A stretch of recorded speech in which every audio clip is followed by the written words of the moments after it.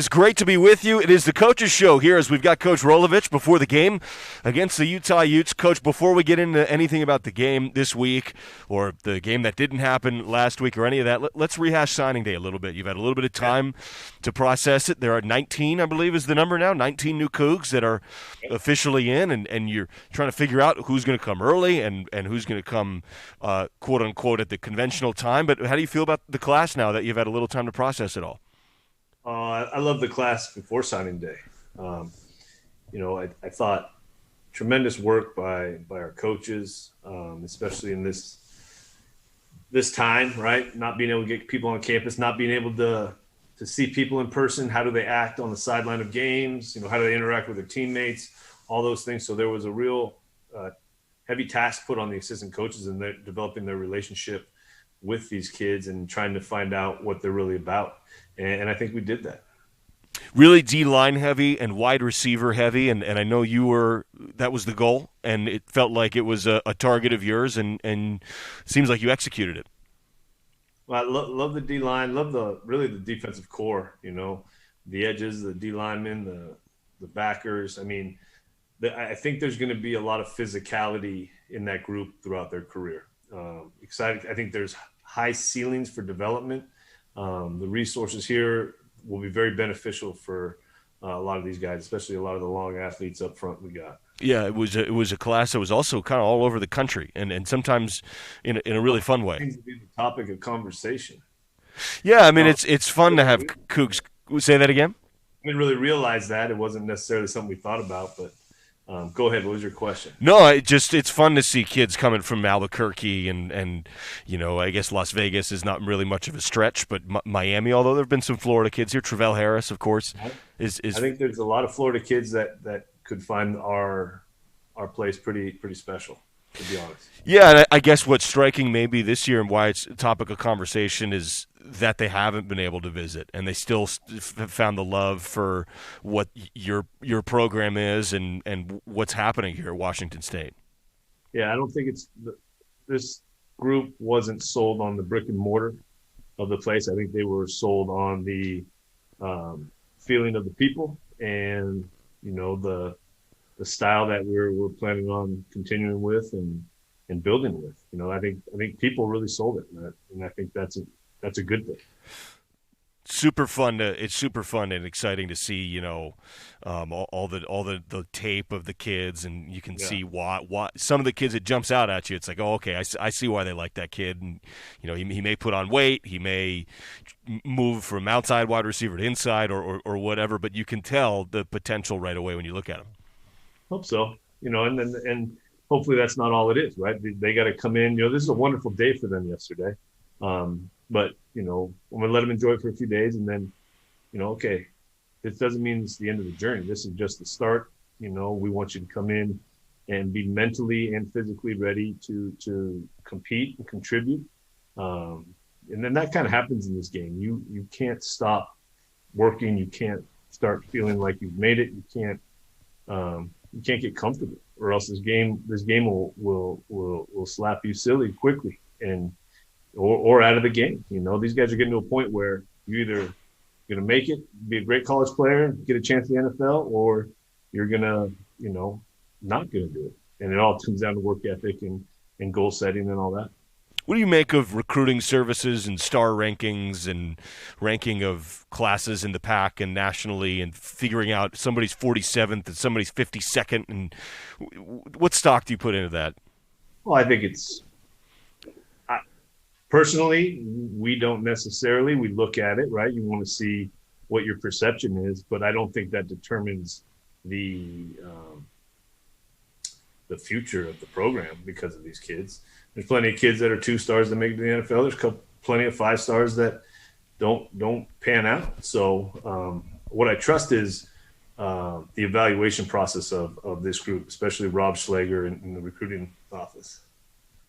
How does that process? How do you find a kid? How do you latch on to someone? Is it Tons of ways. The great thing is a fairly recent program called Huddle that in the last maybe 8 years, maybe 5, probably more like 8 or 10, but now you have access to every high school in the country that's on Huddle.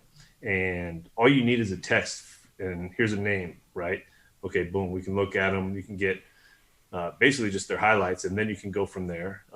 Twitter, social media has been a big thing for kids. Some kids only have Twitter for recruiting, and they spend most of their social media time, quote unquote, on Instagram or Snapchat or something else. So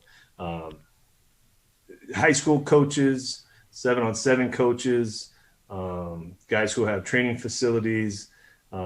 There's all types of ways, to get word of a kid. You keep track of who they send you, right? Who pans out, who has street cred with who they recommend, and who's just throwing you a name. And it starts to show itself.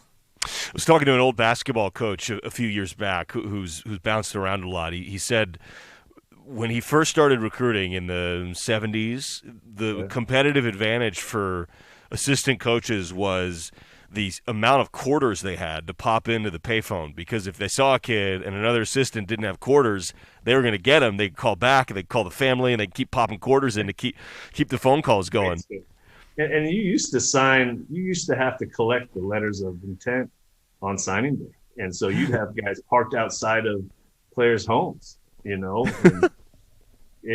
some fascinating stories from some old timers in the recruiting game. But you talk about physical maps, and you talk about pay phones, and you talk about all the quarter stories. I mean, there's a bunch of those.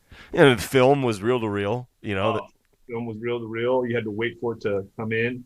When I remember when I was coming out recruiting in the late 90s, it was who do you mail your VHS to, right? Then it went quickly to, all right, you can get a DVD out in your high tech, right? But before that, you really had to know your high school coaches and the word of the people recommending them, because it was even harder to get film. It's like, as a courtesy, when you were going to Blockbuster, like, please rewind your film before returning, right? Yeah.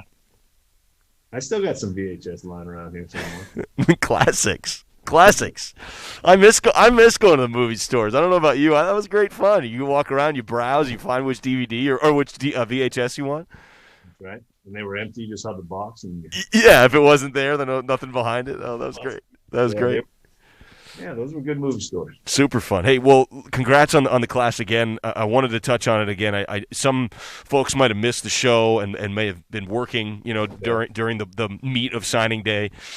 Freddie Malangoa's brother is a new Coug, linebacker from 6'3", 215. He's not going to play O-line like his brother, but he'll play linebacker. You had a big DB out of Las Vegas, Jaden Hicks, 6'2", 195. Really good looking player. Coach his brother in Hawaii. I mean, just a wonderful kid. Got hurt his senior year, believed in himself, came as a walk-on, and earned one and earned playing time, and really contributed to some of the success the last few years at Hawaii.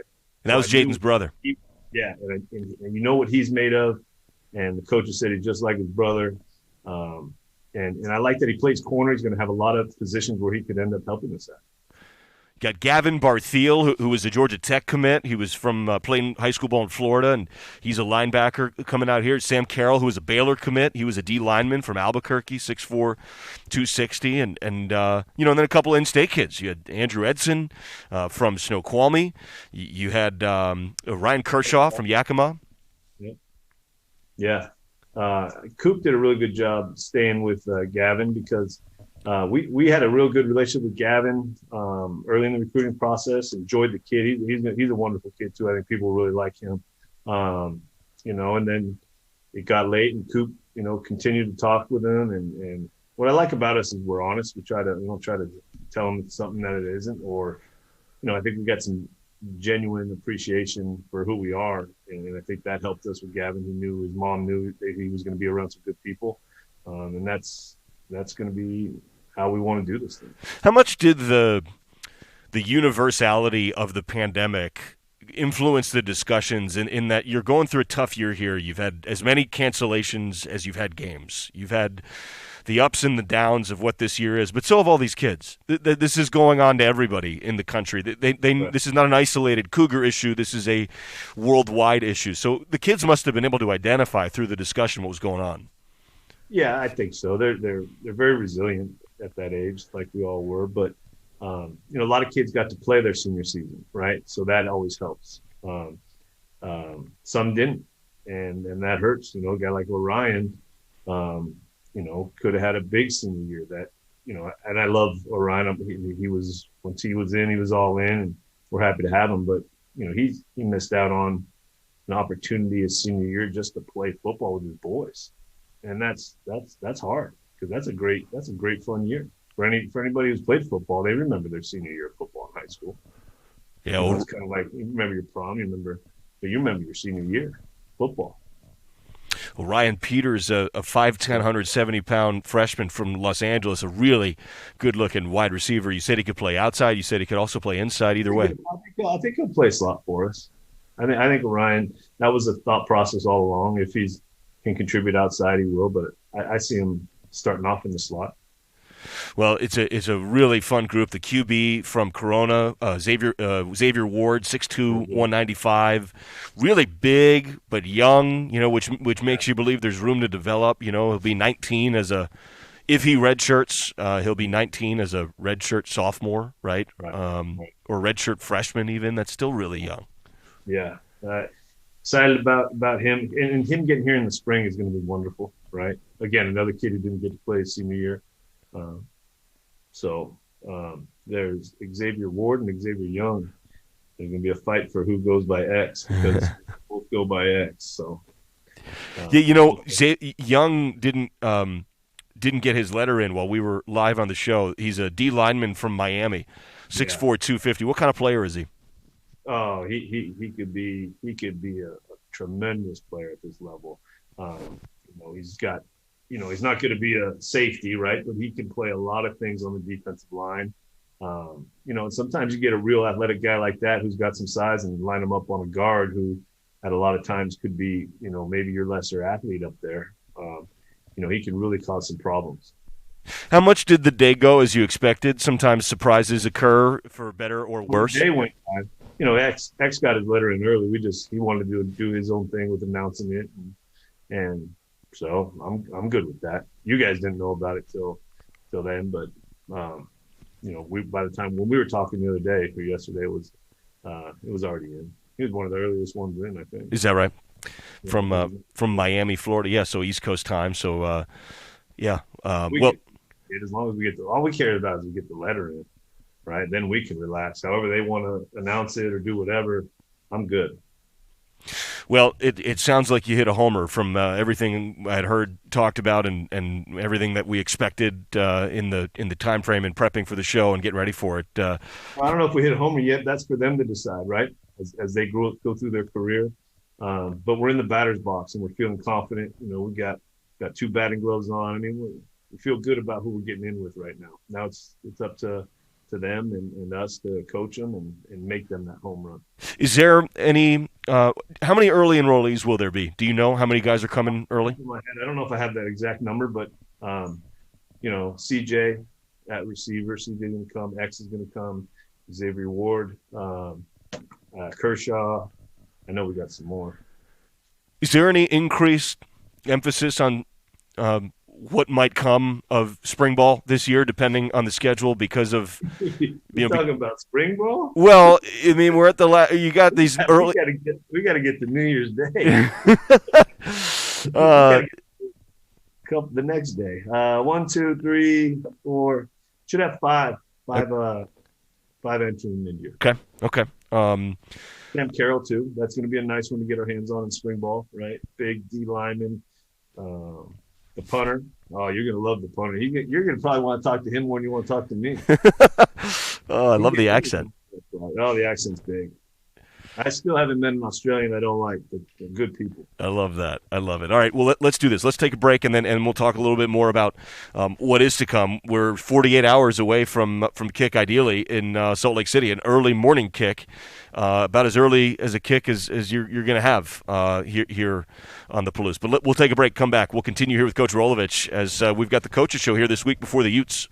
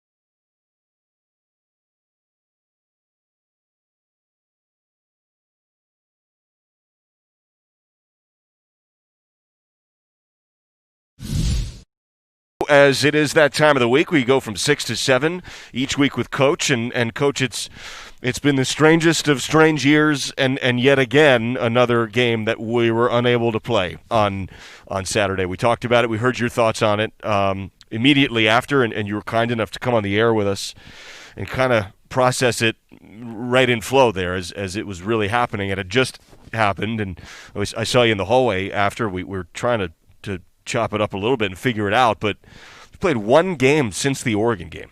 You know, you've had 3 cancellations.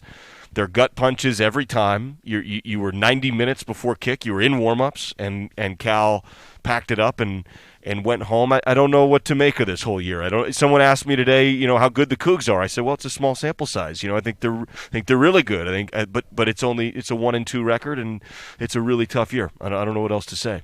Well, it's not Cal's fault. I mean, that's not. I don't think Wilcox. He wanted to play. Sure, for sure. I didn't mean to imply that. Situation. Yeah. It really is, and you know, I think about it a lot for these kids, man, because I don't know that I even woke up the day I was supposed to have a football game, and even the chance that it would get canceled. You know what I mean? These kids have had it a couple times on them already, so it's hard on them, but they're going to be. I think they're going to be good from dealing with it because they continue to work. I don't think the offense has looked as good as it has the last few practices.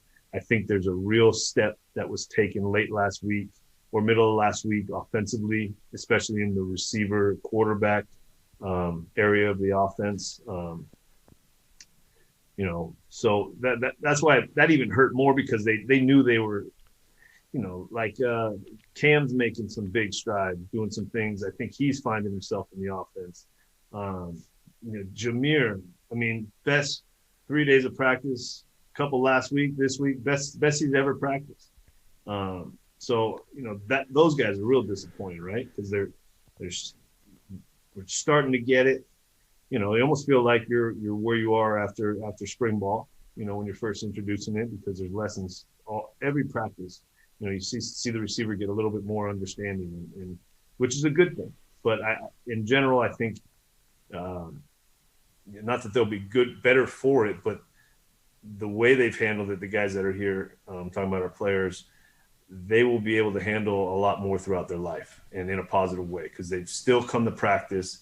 Even think about the walk-ons, what they're going through, and they're paying for this, and boom, they're still out there. They're still running scout team hard. They still want to be part of something. So that, as negative as it could be, I think there's a lot of positives when I look at practice and watch those guys go. I love the story that you said about Quinn Roth after he made a couple plays against the Trojans and how he's a walk-on, and you stood him up in front of the team, didn't you? Yeah. And I wasn't planning on it. My eyes were just going. I don't know what I was talking about. Oh, I was probably talking about the offense. I thought there was a lack of buy-in and more trust in it than buy-in. Let me put it that way. And, you know, and then I looked over at Quinn and we were talking about just being able to play. And, you know, even though we got beat up pretty good in that first quarter, there was still a lot of good effort in there. And then I looked at Quinn making plays at the end of the game and he stood up. And I just asked him in front of everybody, are you paying for school or are we paying for school? Do we write a check for you, anything for you? And he said, no, sir. And I said, guys, just think about it. This guy loves this so much, loves being here so much with you guys that his family are sacrificing to get up every morning at 5 in the morning, 5:30, whenever he's getting up to handle what we got to handle in the morning to practice. And I think it really kind of it kind of centers everybody who's feeling sorry for themselves. You looked really good against the Trojans. The D-line all year, the job that Coach Cooper and Coach Longo have done with the interior, Amir Crowder, Dallas Hobbs, Christian Mejia looked good against the Trojans, right? Echeverria and those inside guys, they've stopped the run. The Trojans only ran for 5 yards in total. Yeah, that was a big number. And it's not just – I think they have done – I agree with you, they've done a good job, but they've done a good job playing with a bunch of different guys, you know, and developing guys and not feeling sorry for themselves as coaches if guys aren't available. I've been impressed with that. I think that, you know, because guys have started, oh, poor me, who am I going to play with, blah, blah, blah. You know, you just really, really quickly the staff is, okay, what's the next plan? Okay, this is the plan. It's not changing, and yeah, we'd love this guy to be playing or this guy to be healthy, but it's not. So that feeling cannot be portrayed to the players that are playing. You got to, coach them up. That's your job. So you've got this game against the Utes that, in all likelihood, will wrap the season up. It for sure wraps up the scheduled portion of this kind of rescheduled 2020 at Utah.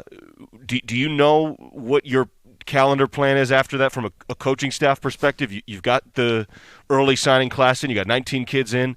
Maybe the team goes home or does whatever they need to do to wrap up their studies and get their lives in order post season. What's the schedule for you? What's the schedule for the staff? And what's the plan moving forward here? All right, guys, finishing up finals this week, so that's important. We'll have this game. There's going to be definite monitoring of I don't think it's necessarily vacation time. There's the portal. There's still recruiting the guys who are still out there, and this I wish people could see Rob Schlager's organization with this stuff. We got transfer portal, boom. We got that every day. We got the guys we're still trying to get as walk-ons. Staying in communication with them, evaluating them. There's a ton of stuff as far as finishing up the class. It's kind of going to be a little strange as far as, end of season studies. Where are we offensively? Where are we defensively? What calls did we make? That will be a little bit different because you won't have a big sample size, or, really it was more teaching throughout the whole thing than kind of turning back and evaluating it. But I think we need to evaluate how we handled things, just schedule wise, and me too. What could I have done better, and what do we plan on doing in the spring? Is getting a good 8-week uninterrupted weight room time with Dwayne and his staff before spring ball. I would really like to get that and see what this team could become physically. With they're going to get a good holiday break, see their people, come back, school start, and we'll get up going. In a traditional year, if you go regular season, bowl practices, and then a bowl game, do you have a sort of end of season meeting? Do you have a closure to the year in a conventional, traditional schedule that you like to get in? As far as like individually with each player? Yeah, or the team as a group, because sometimes after a bowl game, all types of stuff. You got banquets, you got last practice celebrations. You can't even really plan those right now, but yeah, I think there's an element of exit interviews. Some years met with every kid, this year it's probably going to have to be via Zoom and phone calls, talking to them. Give them a few days to get home and kind of decompress a little bit, and then check in on them. The grades come out, so that can trigger conversations one way or the other when those come out. So there's a lot to stay in touch with and start. We better start planning right now for 21 and being a monster in 21. That's the plan. All right, we'll take a break here. We've got Coach Rolovich for this hour till 7 o'clock as we've got a little bit of game prep ourselves here for the Utah Utes and this Coach's Show, and we'll get into some Twitter questions next, Coach. We've got a bunch loaded up. We'll take some Twitter questions from folks. Yeah, let's do it, and then we'll talk about the Utes a little bit as we're live here with Coach Rolovich.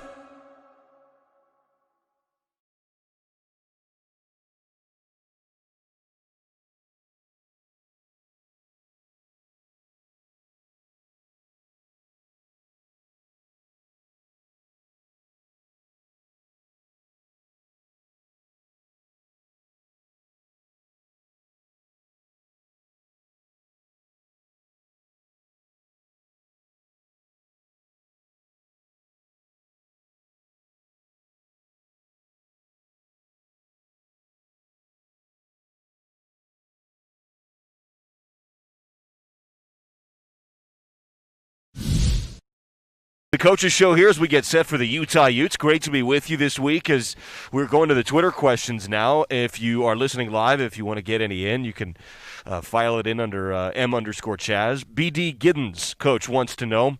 I'm going to read his tweet here. We appreciate your time and insight. Coach, first question, he asks a few here. Is there a scout team player or players that have made noticeable strides since the Duck game coming through this middle of the year? Well, a guy I was talking to today, is T.J. Robinson. He played at receiver, but the effort he puts in at scout team, and all he wants to know is how he can get better, and he is improving. He loves football. He loves being part of it. So I've appreciated his effort and improvement. Let's see. Carter Carlson is a guy who's always given great effort. It's a good group. It's a good group, but not anybody that specifically. I mean, those are more the recent ones. As far as specifically after the Duck game, be hard for me to remember. Sure. I don't remember what it was. Do you have a pregame good luck meal? No, I don't eat pregame. So you're not. What if it's a night game? You don't eat pregame. No. I mean, the Coug doesn't go out to hunt when they're full. Right. You got to be hungry. Right. You got to be hungry when you go to battle. That's how I believe. Yeah. I've always done that. Yeah. After the game, you have a big meal? You celebrate, with a fine feast after a win. There you go. Any football book or podcast recommendations for us to become more knowledgeable fans? I don't have a football podcast that I could recommend. I'm sure there's good ones out there. There's a guy who I think is really interesting with some of his schematic stuff on Twitter. I'll look it up at the break. So I don't want to. He at least it's intriguing schematic stuff, and it's not really opinion, or it's just look at this. This is a good play, and he just consistently puts out things that at least trigger my brain. So very cool. Yeah, so there's some good stuff on the Twitter. BD, thank you for your participation. And he says beat Utah and go Cougs. By the way, that's what BD says. Thanks for the tweet. Jennifer Delzer wants to know: are you guys eyeing running backs for the second signing period? Yes. So looking at some running backs, what makes a great pass protection running back? She's noticed that it's not always the biggest running backs who are the best blockers. No. I think the willingness to do it, the unselfishness element to it is probably the number one. Body types, kind of all over the place. Obviously understanding angles, leverage. The super backs for us, good night, Jake. The super backs for us do a lot in cleanup protection is not really the right word. They have a vast array of responsibility in the pass pro, and it could change depending on those. They're very much in sync with the offensive line, like I guess most people would assume a running back would be. But I think the pass pro element that Coach Smith, how he teaches it, also with the scheme varieties that they learn, make them very valuable to the next level. I think I don't know how much they would surprise them at the next level as far as their pass pro responsibilities, which I think is a positive thing. Jennifer, thanks for that question, and thanks for participating. Zach wants to know: do you have a hand? I think we know the answer to this. Do you have any hand in uniform combo selection, and do you have a favorite yet? I haven't necessarily messed with that, I think Milton, those guys kind of handled that this year. Yeah, I'd like to get the leadership committee kind of involved in that if they do. What I do like is that we plan it out for a reason. Each one is not. I kind of like the crimson top and the anthracite pants and the anthracite helmet. I kind of like that, or even the gray. I don't know. I like that one. My eyes go to when I see it. Super sharp. Yeah. So they're all good. I mean, there's not a bad uniform combination with this color scheme. Yeah, it looks really good. Stuff pops. It really does. Lynn wants to know, with everything that has happened this year, Do you think it has created a better base for the team to improve next year? Yes. Yes, I do. And I believe that, and then I'm gonna build on that. You know, um, it was harder than we probably imagined, but um, we got through to this point, and I think there's only one way to use this is to build on it moving into 21. Tony Thompson wants to know, and we always love when What's he want to know? Tony Tony Tony wants to know. All he said here is any New Year's resolutions? Question mark. No, I haven't really thought yet. Hopefully, we'll start thinking about that at Christmas. Do you do New Year's resolutions? Are you a believer in the concept of all right, I'm going to make this change now at New Year's? Yeah, I was successful recently last year. You pulled one off. Yeah, pulled one off. Went from tonic to club soda. It was good. I think I'm still holding strong with that. That's good. That's good. Congrats. That's good. That's a 2020 success story. Amy Jackson wants to know. Well, let's see. I'll tell you what. Let's skip that question for now. Maybe we ask that one next. That was a good one or what? It was okay. I don't know if we're supposed to go there right now. So I'll ask you in the next step. RD wants to know what's your favorite kind of poke. Any ahi I'll take. Some taco is chewy, but you get it done. But any kind really, I'd take any kind. The shoyu poke is good. I mean but they got so many different little elements and flavors. Limu is good. I like the crunch of the limu, but yeah, we'll get some more of that someday. It's delicious. I had it in Hawaii. It's fantastic.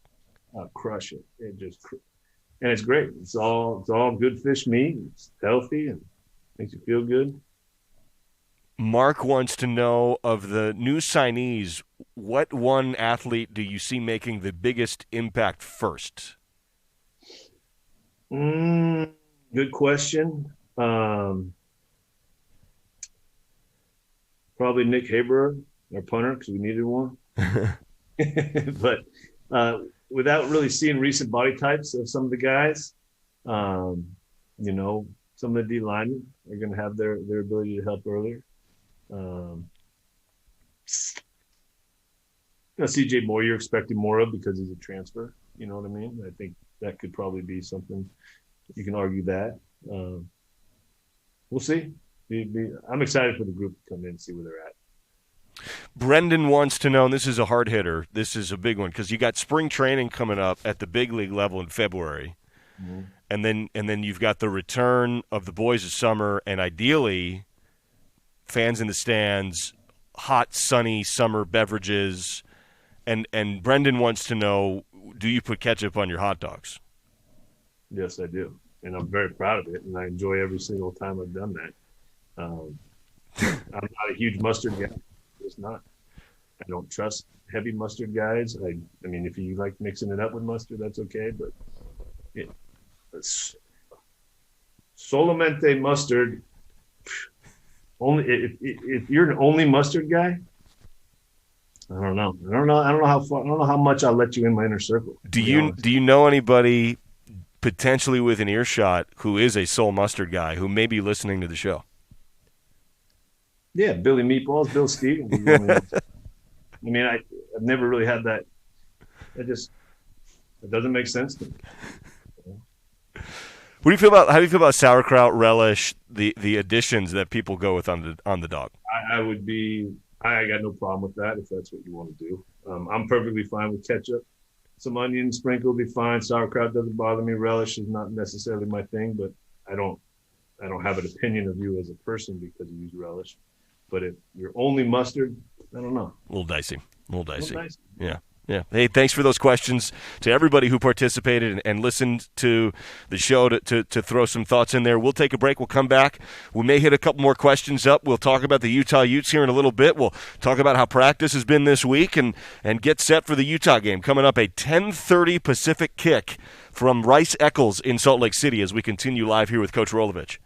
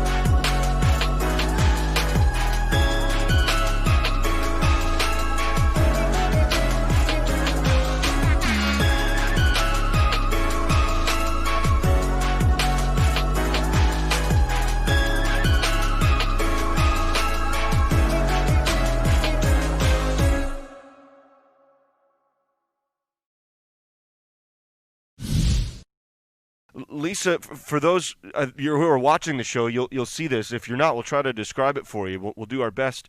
There's a koozie that she sent to you, and it's got a picture, a silhouette of you, kind of your logo, and she asks if you got the koozies yet. I did, and thank you very much.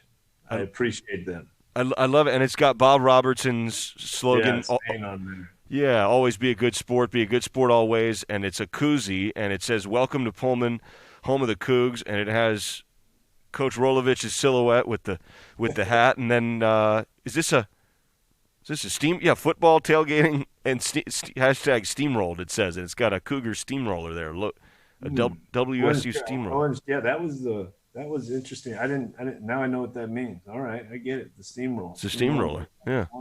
Got it. We're about to pound them down. I like it. That's fun, and actually, it's steamrolling 2020, which is really, right. I love that. Well, we need that. We do need that. We need more of that. Thank you, Lisa. Got to smash it. That's awesome. Hey, so how's practice been this week? It's been a super busy week. You had signing day Wednesday. You guys head to Salt Lake City tomorrow. What's practice been like this week, getting ready for the Utes? How have the guys been bouncing around? Just the only difference is maneuvering the practice times due to finals. Thank God for the new turf in La Bouble. What a difference that makes at this time of year, and not only for us, for all the sports. I saw track in there after us practicing today, and just it's nice seeing people. They were happy. They were happy practicing. So there's a real good total investment in these young people of all the sports. That's great. New turf. Maybe not basketball. I don't know. Maybe basketball will use it. They could go out there and get some workouts in the winter. Yeah. We'll talk to Kyle about getting the guys conditioned.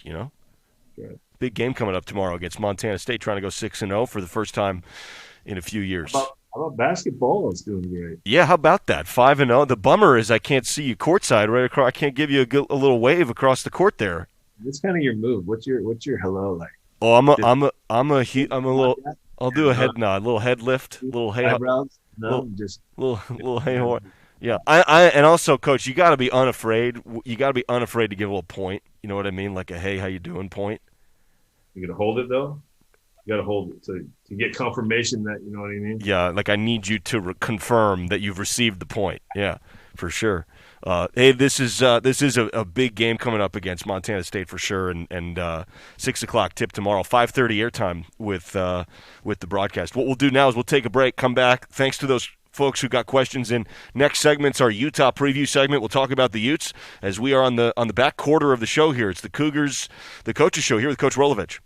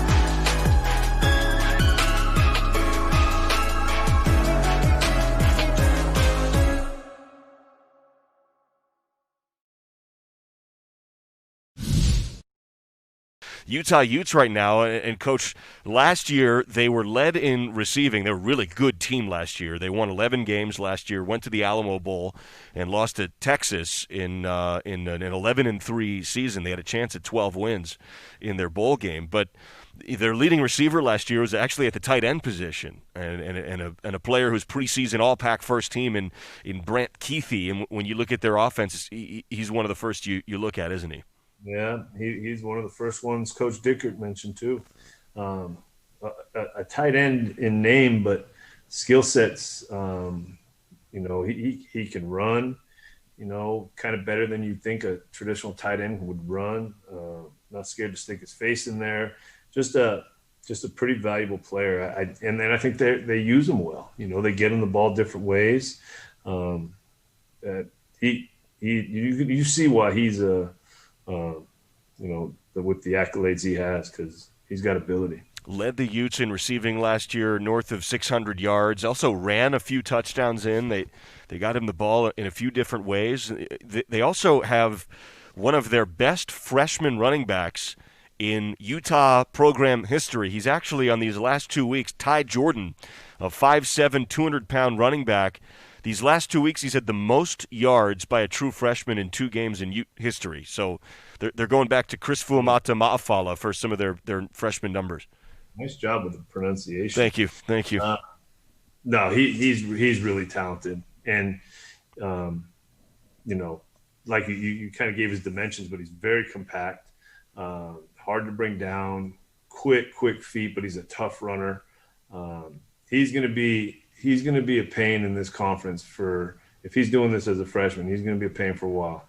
He's kind of like Jamar Jefferson, a guy who burst out on the scene as a freshman, who's been maybe runs differently, but just as a true freshman, he's going to be around for quite a while. About quarterback play, they've got a transfer from South Carolina starting with a ton of experience. He started 34 games, Jake Bentley did, for the Gamecocks, and now he's the Utah starter. Yeah, and I got a lot of respect for Andy Ludwig too, and what he does offensively. I think he's got a wide range of offense. Probably was very attractive to, Bentley. Bentley. You just see he's confident out there. He's confident out there and knows where he wants to go with the ball when he goes. But he knows, he's probably got a. I'm imagining and assuming that he's got just a real high football IQ of understanding the box and understanding numbers and not just in the pass game, but also in the run game too. I'm sure just being such an experienced player, you just gather those things, and I know some of the things done in South Carolina were, I'm sure, are helping him, and I'm sure that's why they went after him. How about defensively? You're attacking a Utah defense that lost a lot. The Utes had 7 players drafted to the NFL last year. 5 more were undrafted but signed NFL contracts of some sort. So they lose a lot, but they've been really good against the run. It's a small sample size, but their numbers are great. I don't know Coach Whittingham that well, but you see that's where their mindset starts, of stopping the run and being physical. They play with a ferocity, especially in the core. That you're going to feel it. But I can see that being his thing. Is stopping the run, and they've got good size. They got some length, and even guys in the secondary position have shown to be physical this year. All right, that's a quick Utah preview there. It's a 2-2 Ute team. They lost their first 2 games. They've won their 2 most recently. They won in Boulder at Colorado, 38-21. They were actually down in that game and had a really big late push and wound up winning by 17 points. In tough weather, So they're again, you can point to the toughness of the coaching staff and their mentality. It'll be the forecast Saturday in Salt Lake off your head, Coach? I haven't checked it. I don't have it off my head. Yeah, I don't know. I don't either. We'll take a little peek at that and circle back on. It'll be cold. Yeah. Cold and somewhat high altitude. Does that bother you? Does that play into it at all? Altitude for you in your prep? Go to break after this. Old coach told me when you play at altitude, you shouldn't eat as much. You shouldn't stuff yourself. More hydration, less gorging at meals, less snacks, things like that. There you go. All right. Well, the early kick, an 11:30 local kick, a 10:30 Pacific kick at that altitude, as the guys will have a light snack to start the day. We'll take our final break, come back, and put a ball in it next. We're live here with Coach Rolovich.